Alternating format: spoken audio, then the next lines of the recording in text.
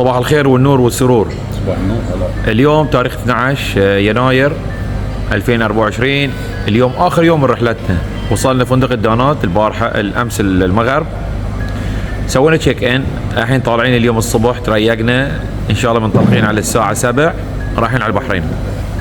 7 توقيت إمارات، يعني 6 توقيت البحرين، لأن في ساعة فرق. معنا الكابتن ربيع الشاوي. كابتن ربيع أول مرة يسافر برا البحرين على بايك، وأول مرة يسافر هالمسافة، وأول مرة يركب بايكه على هالمسافة. طبعا بايك اللي عنده كان ياماها 900 اكس سي 900 بي، هي بوليس اكس جي 900 بي.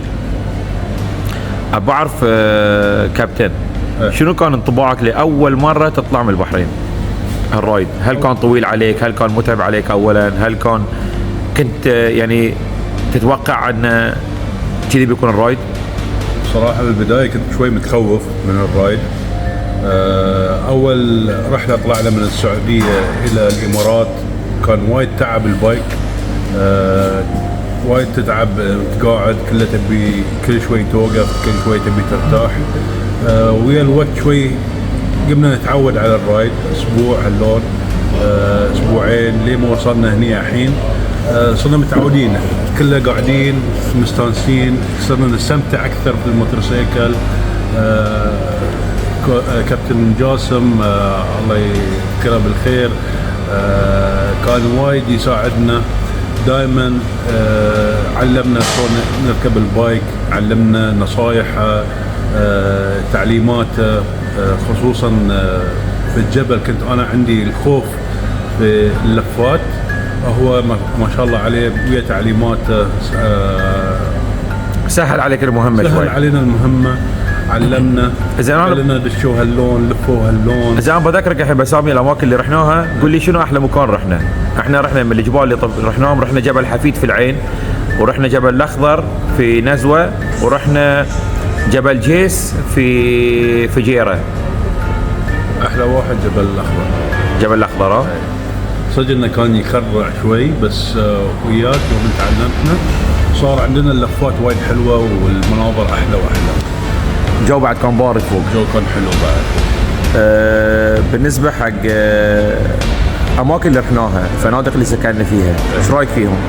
وايد حلو، مريحين، نظاف، في ريوق، كل شيء موجود،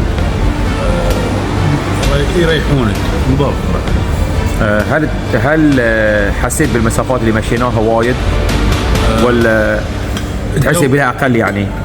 يعني مشينا اول مره من البحرين لهني تقريبا 590 كيلو، الحين بعد بنرجع 590 كيلو. امس مشينا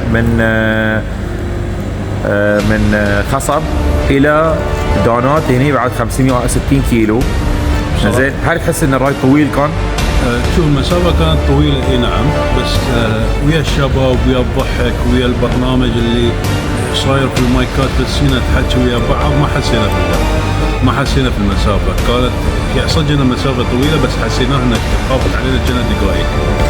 انا الشباب اللي ويانا كانوا دائما على قلب واحد، ودائما ضحك وغشمرة بين بعض. شلون بايكك؟ بايكي حلو، بس يبي له شيء احلى، يبي له شيء احسن شوي. لا انزين، وهل تحس انك بتعيد الرحله مره ثانيه اذا في رحلات جايه، رايدات جايه؟